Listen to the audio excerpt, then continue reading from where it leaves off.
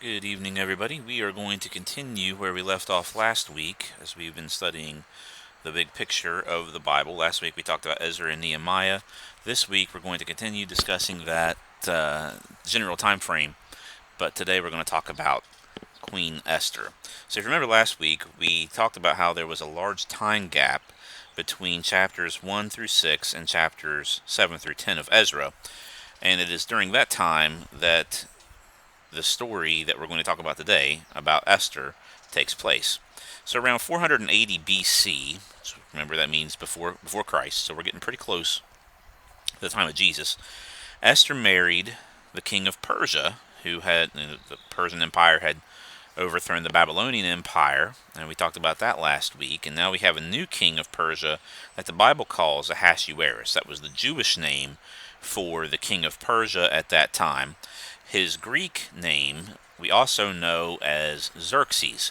So if you are a historian or know anything about Greek history, you may have heard of the Spartans, as well as King Leonidas, who had taken 300 of his Spartans to fight a million-man army from the Persian Empire, which was about a million-man army, and the Spartans, though all of them lost except for maybe, or all of them died rather, except for maybe one. Um, they did defeat the Persians. That was this king, and it takes place probably after his defeat to the Spartans. Um, the events of this book take place in the city of Susa, which is the capital of the Persian Empire. You can take a look on a map that shows ancient cities when it comes to that.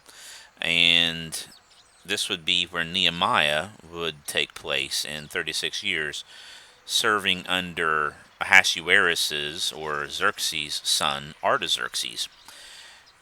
This story is a beautiful story, carefully crafted. It has a great deal of drama, irony, excitement, pretty much everything that you would want in a short story, or any story for that matter. There are three main characters in the story, and that is Esther, who is the queen; Mordecai, which is Esther's cousin, acts more like a father to her; and Haman, who is the um, antagonist and the trusted advisor to the king. Now, in Esther chapter 1 and 2, we have Ahasuerus getting rid of his queen, Queen Vashti. So those two chapters, sorry, I got interrupted there. Those two chapters, first two chapters, deal with Ahasuerus divorcing his first wife, Vashti. I'm not going to go into all the details of how and why he did that, but you can read it there for yourself. And then we see the long details about how he goes about and finds another wife, which also some of the historical details are somewhat disturbing, and of how he would do that. But we are not given a lot of great detail when it comes to those things in the scripture. But historically speaking, we know that that would have been an ordeal. Anyway, that's found in chapter 2, verses 1 through 18. Now, Mordecai, again, Esther's cousin, and in fact, Esther is not Esther's original name. Her original name is a Jewish name, and it's Hadassah. Here, she is renamed Esther, and Mordecai does not want her, in fact, advises her not to reveal her Jewish background, that she was a Jew, and he talks about that in Esther chapter 2 and verse 20. Also, in this part of the book and in the next few verses, we learn that Mordecai overhears a plot of a couple of people who intend on assassinating Ahasuerus, and as a result, he actually is able to stop the assassination attempt with Esther's help. And that's in verses 21 through 23 of chapter 2. In chapter 3 through 8, we have the development of the story. Haman, who had recently been promoted by King Xerxes, wanted everyone to bow down to him. He was a man full of pride, and many people did. Now, we're going to see this time and again in these last books, last time period before Jesus. We'll see it in Daniel a couple different times. But they have a thing about wanting folks to bow to them, and God's faithful refuse to bow. They refuse to kneel.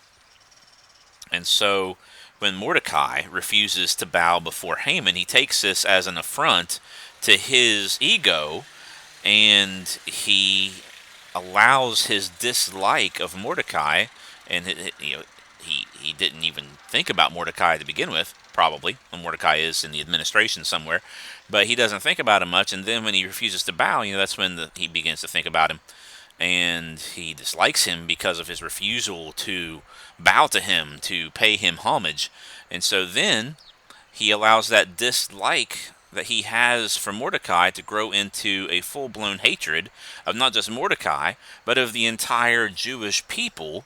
And he begins to plot not only the demise of Mordecai, but he decides that he wants to kill every single Jew in the entire world. That should sound somewhat and unfortunately similar, as we have seen situations similar to that within a generation or two from our time. So he tricks the king, Ahasuerus, into making a decree that will allow the Jews to be killed throughout the Persian Empire on a specific day. Now remember, maybe you haven't heard this yet, but something that's going to come up again a couple of different times as we deal with the Persians is that they had a law that showed, or that made the king, if he made a decree, he could not change his mind. The decree stood. Now we see how evil people corrupted that and twisted it to their own devices. The reason behind that law, we might look at that. I have looked at it in times past and thought, man, that is a terrible law, that a king cannot change his mind. The reason for that was a couple of good reasons. Number one, the king would need to be sure that he was actually really, really thinking about what he was doing. That he wasn't just going to pull the trigger on a new law because he knew that he wouldn't be able to take it back. He was going to have to put a lot of thought into what he was doing. Second of all, it was to show that no one, including the king, was above the law. So the king just couldn't break his own law. Those were the two reasons that they had, for at least two of the basic reasons that they had for having such a law, that a king could not remove his own decree. Now, unfortunately, we do see corrupt and crafty people within a couple of different administrations tricking the kings into invoking that law, not for good, but rather for nefarious purposes. And that's what we see here. Somehow Haman got it into Ahasuerus' head, and you can read how he does that. I'm not going to get into all the details. He gets into Ahasuerus' head that all of the Jews need to be exterminated. And so he makes that decree that on a very specific time, a certain day, all the Jews will be exterminated. Everybody can kill their Jewish neighbors, I guess. See how God's providence is starting to play through. Providence is another way that God works behind the scenes. That's how he typically works, in fact. There are times in the scriptures that he works miraculously. He changes the laws of nature, or he overrides the laws of nature to get his will accomplished. Most of the time, however, he works through things, puts pieces in place in order to get his will accomplished. And sometimes it's pretty much a roller coaster. But his will is accomplished nonetheless. Now remember, Mordecai did not want Esther to proclaim or to go around telling people that she was a Jew. Don't even tell the king, your husband, that she's a Jew. I don't know if Mordecai was already honed in to what could happen, if there was, very likely there was already some serious anti-Semitic feelings. I say anti-Jewish because everyone that lives in the Middle East that are descended from Shem are Semites, but anti-Jewish feelings and attitudes at that time, and maybe he was catching that vibe. I don't know. It's very likely that he was, but we do see God's providence is coming through here because Haman does not know that the queen is in fact Jewish because she has kept the advice of her cousin. But Haman couldn't, as the day's getting closer, Haman can't take it anymore. He, you know, hatred had completely overtaken his heart, and once people allow hatred into their heart for people, they're capable of doing anything. They are capable of doing anything, and it's pretty scary what people will decide to do. I mean, we look at Haman here. We look at the Nazis with the Jews. We can look at even what people are deciding to do today in our own country because of their hatred for people who don't agree with them. It can get pretty frightening. And so Haman, he decides to have a large gallows built, and also planned on tricking Ahasuerus to actually have Mordecai killed on it the very next day, which we'll read in Esther chapter 5, 9 through 14. Now, when we think of gallows and we think of hanging, we typically think of a rope, hanging someone, stretching someone by the neck until they can't breathe or their neck snaps.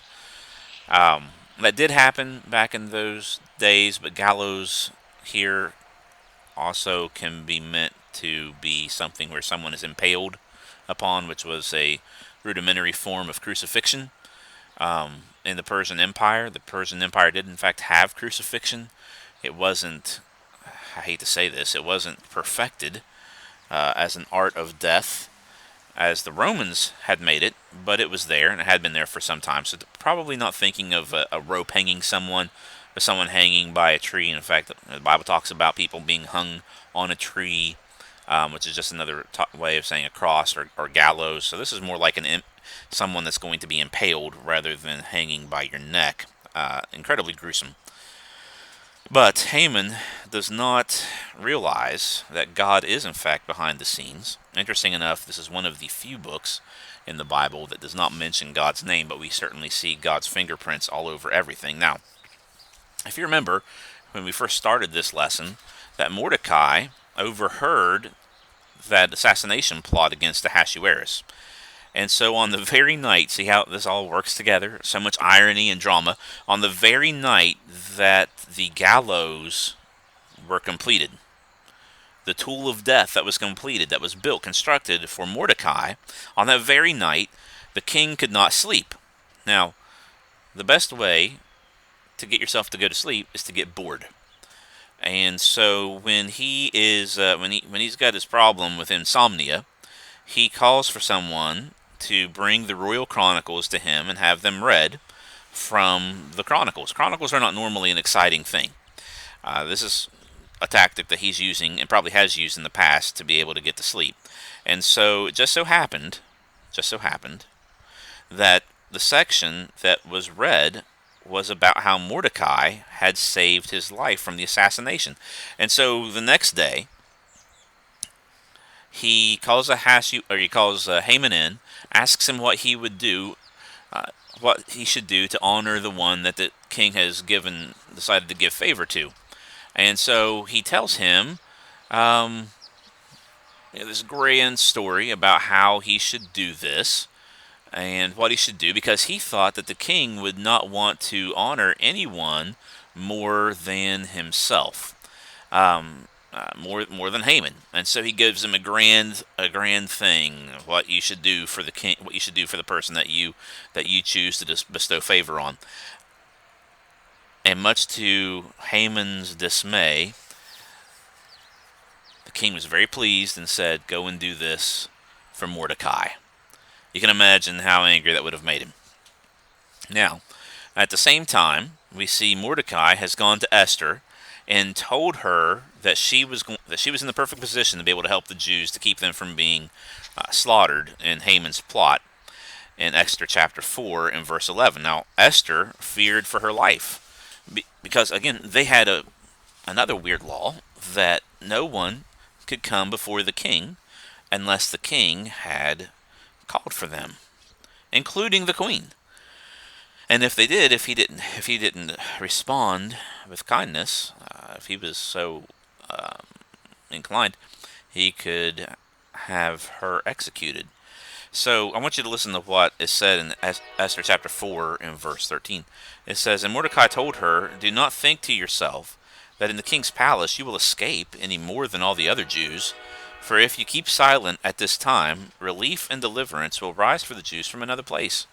But you and your father's house will perish, and who knows whether you have not come to the kingdom for such a time as this.'" This is certainly a statement of faith.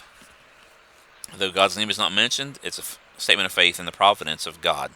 So really what Mordecai is doing, he's telling her, if you don't do anything, you're likely going to get killed. But he also appeals to God's providential care, because he says, "Who knows whether you have come to the kingdom for such a time as this?" In other words, God has put you in the perfect place and given you the perfect position to keep this from happening. I can't imagine what must have been going through Esther's heart. She was very young. We have no idea how young she was. She was probably late teens, maybe a little younger than that, maybe a little older. But she was not. She was not old, and she was not didn't have a lot of experience. So she comes up with a plan, and of course she gives that great statement. I'm going to do this, and if I perish, I perish. And so she comes up with a plan, and then she goes to see her husband. And when Ahasuerus sees her approaching him, he tips his scepter towards her. A scepter is the staff that a king would use when he was sitting in court and making judgments. And when he would tip his scepter in the Persian culture, and I suppose in some other cultures as well, when he tipped the scepter to a person, then that gave them the go-ahead to approach the king. And so he asked her what it was. He was happy to see her, and he asked what was her request. So Esther invites her husband, the king, and Haman to appear for a special feast that she had prepared for them. And so they were both overjoyed, and they accepted her invitation. Now, Haman, because of his pride and his ego, actually believes that he is being honored by the queen. This is just wonderful for him. She seems to have lost some courage, because at the end of the first night of the banquet, the king asks, "What is your request?" And she says, "If you would please just come back tomorrow night for a second night of the banquet." And so she does. But on the second night, they accepted her invitation for the second night. I'm sure Haman, as it says in the scripture, was elated and excited, couldn't believe his luck. Probably didn't even think of it as luck. Probably thought it more like of course I'm being exalted. Why wouldn't they want to exalt me? I'm sure he thought of all the self-importance, or thought of himself so important to the king, and had all these self-important ideas about himself.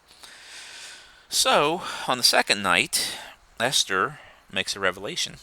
She reveals to the king that she is actually Jewish, and begs her husband to save her life and the life of her people. Ahasuerus, shocked at the revelation, leaves the banquet room. He needs to think. He needs to clear his head. So he leaves Haman and Esther alone. We're not told what way he left, whether he left stormed out, whether he was shocked and he just backed out. We don't really know all of it, but he returns soon. And what we see is Haman throws himself at Queen Esther in the absence of Ahasuerus. Throws himself at Queen Esther, on top of her, begging for his life. But in that moment, the king comes in. Terrible timing for Haman. And when he sees this, he's shocked that Haman would do such a thing in the queen's palace while the king himself is in the house. And so he commands that Haman be taken and hung on the very gallows that he had constructed for Mordecai. And so now we still have some loose ends we got to tie up. What about the Jewish folks? The king can't overrule that law. That's the law. He made that decree. So he makes a second decree. Mordecai actually makes the decree and has the king seal it.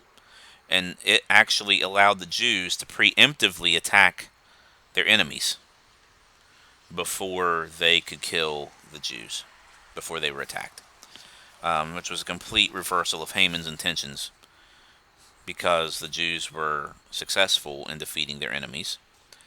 And you could say that they all lived happily ever after. All the loose ends get tied up. Haman's executed. His sons are executed with him on the gallows in Esther chapter 9 and verse 10. A new feast is given that the Jewish folks still celebrate even to today, known as the Feast of Purim, in honor of Esther and her willingness and courage to save the Jewish people.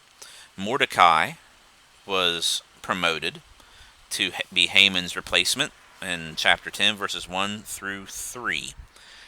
Now, even though God's name is never mentioned in this book, again, we see him weaving it all together in a series of coincidences that play out perfectly. Number one, Esther just happened to become queen.